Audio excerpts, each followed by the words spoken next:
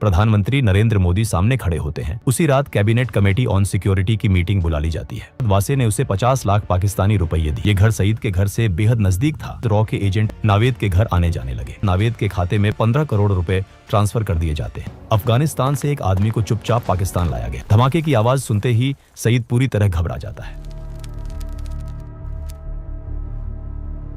नवंबर 2019 में प्रधानमंत्री आवास के बाहर सुरक्षा असाधारण रूप से कड़ी थी। आधी रात को एक गाड़ी अंदर दाखिल होती है। गाड़ी से उतरते हैं रॉ चीफ सामंत गोयल। उनके हाथ में एक मोटी फाइल होती है जिस पर लाल अक्षरों में लिखा होता है कॉन्फिडेंशियल। करीब 15 मिनट इंतजार के बाद कमरे का दरवाजा खुलता है। प्रधानमंत्री नरेंद्र मोदी सामने खड़े होते हैं और पूछते हैं कि इतनी रात को आने की क्या जरूरत पड़ गई। सामंत गोयल कहते हैं, सर, हमने हाफिज सईद को ढूंढ लिया है। हफीज सईद 26 नवंबर का मास्टरमाइंड जिसके वजह से मुंबई में की मासूम लोग मारे गए थे। हफीज सईद का नाम सुनकर प्रधानमंत्री ने तुरंत एक मीटिंग बुलाई। उसी रात कैबिनेट कमेटी ऑन सिक्योरिटी की मीटिंग बुला ली जाती है।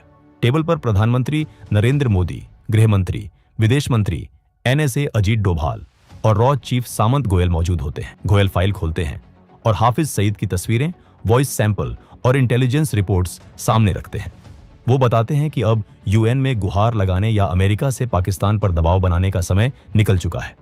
अब भारत को खुद ऑपरेशन करना होगा। जैसे ही ऑपरेशन शब्द सुनाई देता है, प्रधानमंत्री पूछते हैं कि ऑपरेशन से उनका क्या मतलब है। गोयल साफ शब्दों में जवाब देते हैं कि हाफिज सईद को पाकिस्तान में उसके ISI आकाओं के सामने मौत के घाट उतारा जाएगा।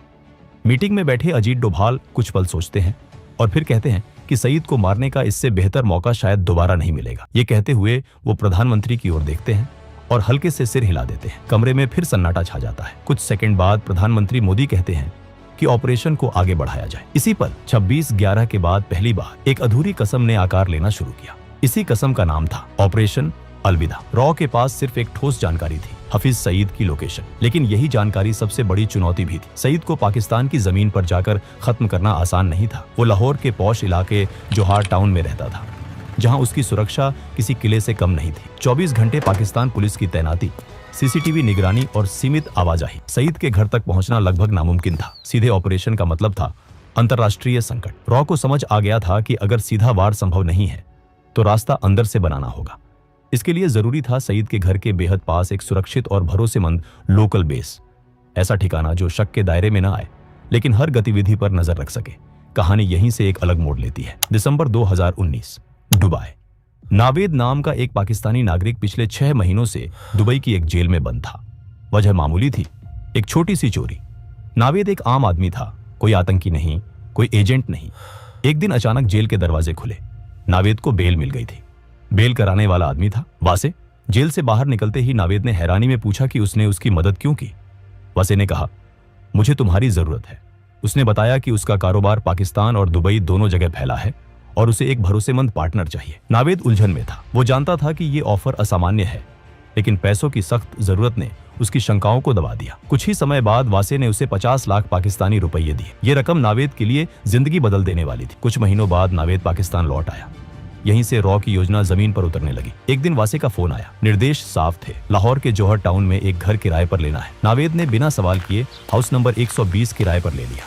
ये घर सईद के घर से बेहद नजदीक था, इतनी नजदीक कि वहां से उसकी गतिविधियों पर नजर रखना संभव हो सके। नावेद को यह नहीं बताया गया था कि वासे असल में कौन है। सच्चाई ये थी कि वासे रॉ का एजेंट था।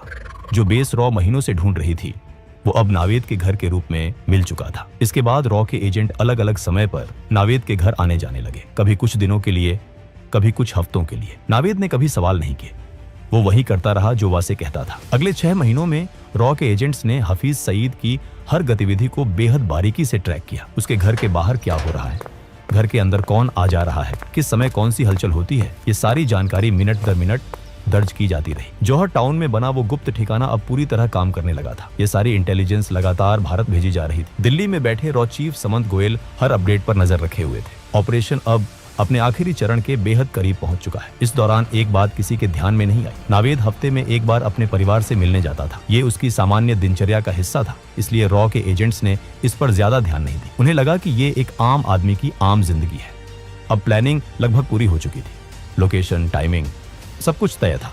बस एक आखिरी कड़ी बाकी थी। कुछ ही दिनों बाद वासे का नावेद को फोन आया। उसने नावेद को दुबई आने को कहा। वजह नहीं बताई गई। दुबई में दोनों की मुलाकात होती है। बातचीत के दौरान वासे अचानक एक गंभीर सवाल करता है। वो कहता है क्या तुम्हें नहीं लगता कि पाकिस्तान जिन आतंकियों को पनाह देता है वो गलत है? नावेद बेपरवाही से जवाब देता है, इससे हमें क्या फर्क पड़ता है, वो तो हमारे दुश्मन हिंदुस्तानियों को मारते हैं। वासे कुछ पल चुप रहता है, फिर वो कहता है, मैं एक यहूदी के लिए काम करता हूँ। 26/11 हमले में उस यहूदी ने अपना पूरा परिवार खो दिया था। अब वो तुम्हारे पड़ोसी हाफिज सईद को मारना चाहता है। ये सुनते ही नावेद हैरान रह जाता है। उसके लिए ये सब किसी फिल्मी कहानी जैसा था। वासे आगे कहता है, मुझे सईद को मारने में तुम्हारी मदद चाहिए। नावेद को ये बात मजाक लगती है। वो साफ कहता है कि वो इसमें शामिल नहीं होगा, लेकिन वासे उसे एक और ऑफर देता है। अगर वो मदद करता है तो उसे अपने पूरे परिवार के साथ अमेरिका में बसाया जाएगा, साथ ही करोड़ों रुपये भी मिलेंगे। नावेद के सामने अब जिंदगी का सबसे बड़ा फैसला था। एक तरफ डर, दूसरी तरफ पैसों और सुरक्षित भविष्य का लालच। काफी देर सोचने के बाद आखिरकार नावेद हाँ कह देता है। इसके कुछ ही समय बाद नावेद के खाते में 15 करोड़ रुपए ट्रांसफर कर दिए जाते हैं। ये इस बात का संकेत था कि अब पीछे हटने का कोई रास्ता नहीं है। अब ऑपरेशन अलविदा अपने अंतिम मोड़ पर था। कई हफ्तों की गहन सोच विचार और जोखिम के आकलन के बाद रॉ एक निर्णायक नतीजे पर पहुंची। तय हुआ कि हाफिज सईद को कार बम के जरिए निशाना बनाया जाएगा। नावेद के घर में रह रहे रॉ के एजेंट्स ने चुपचाप एक काली टोयोटा कोरोला खरीदी। इसी गाड़ी के भीतर 300 किलो RDX भर दिया गया। पूरा काम इतनी सफाई से किया गया कि किसी को शक तक नहीं हुआ। इस कार को नावेद के घर से कुछ दूरी पर एक अंडर कंस्ट्रक्शन बिल्डिंग में पार्क कर दिया गया। वहां न चौकीदार था न कैमरे। इस कार के बारे में नावेद को बिल्कुल पता नहीं थी। अब रॉ के सामने सबसे बड़ा सवाल था, इस कार को सईद के घर तक कौन ले जाएगा? यह ऐसा काम था जिसमें ड्राइवर का जिंदा लौटना लगभग नामुमकिन था। रॉ को एक ऐसे इंसान की जरूरत थी जो पैसों के बदले अपनी जान देने को तैयार हो। कुछ ही समय बाद अफगानिस्तान से एक आदमी को चुपचाप पाकिस्तान लाया गया। वो बेहद गरीब था, लेकिन एक बात साफ थी, वो मरने से नहीं डरता था। उसे भरोसा दिलाया गया कि ऑपरेशन के बाद उसके परिवार को बड़ी रकम दी जाएगी। अब नावेद के घर में कुल 4 लोग थे, 3 रॉ एजेंट और 1 अफगानिस्तानी। नावेद ने कभी नहीं पूछा कि ये लोग कौन हैं, कहां से आते हैं और क्या करते हैं।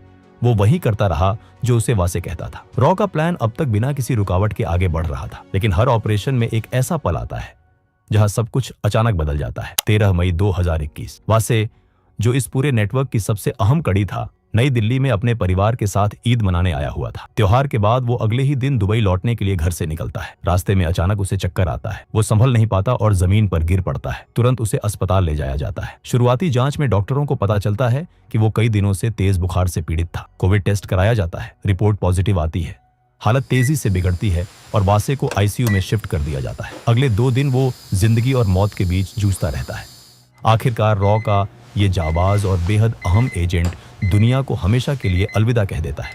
जैसे ही ये खबर रॉ हेडक्वार्टर्स पहुंचती है, वहां भूचाल आ जाता है। वैसे सिर्फ एक एजेंट नहीं था, वही नावेद को संभालता था। उसकी मौत का मतलब था कि पूरा ऑपरेशन फेल। वही दूसरी तरफ नावेद की आदत थी कि वो हफ्ते में एक बार अपने परिवार से मिलने लाहौर से बाहर निकलता था। लेकिन इस बार कहानी कुछ और ही थी। इस बार नावेद की गाड़ी सीधे एक हाई रैंकिंग ISI ऑफिसर के घर पर जाकर रुकी। असल सच्चाई ये थी कि नावेद कभी पूरी तरह ईमानदार नहीं था। वो शुरू से ही वासे पर शक करता आ रहा था। शुरुआत में ये शक हल्का था, लेकिन जैसे जैसे वक्त बीतता गया, ये शक गहराता चला गया। और जिस दिन वासे ने उसके सामने हफीज सईद को मारने की बात कही, उसी दिन नावेद का शक यकीन में बदल गया। नावेद समझ चुका था कि वो किसी बेहद खतरनाक खेल का हिस्सा बन चुका है। इसी जानकारी को वो चुपचाप पाकिस्तानी एजेंसियों तक पहुंचा देता है। ये खबर बेहद सेंसिटिव थी और इसके असर तुरंत दिखने लगे। रॉ तक जैसे ही ये इनपुट पहुंचता है, हालात पल भर में बदल जाते हैं। एजेंसी बिना एक पल गवाए आदेश देती है कि जौहर टाउन वाले घर से सभी एजेंट्स को तुरंत निकाल लिया जाए। कुछ ही घंटों में वो घर खाली कर दिया जाता है। इसके बाद ISI के लोग उस इलाके की छानबीन करती है, लेकिन उनके हाथ कोई ठोस सबूत नहीं लगता। अब रॉ के सामने सबसे बड़ी दुविधा खड़ी हो जाती है। महीनों की मेहनत, रिस्क और तैयारी, सब कुछ दांव पर लगा था।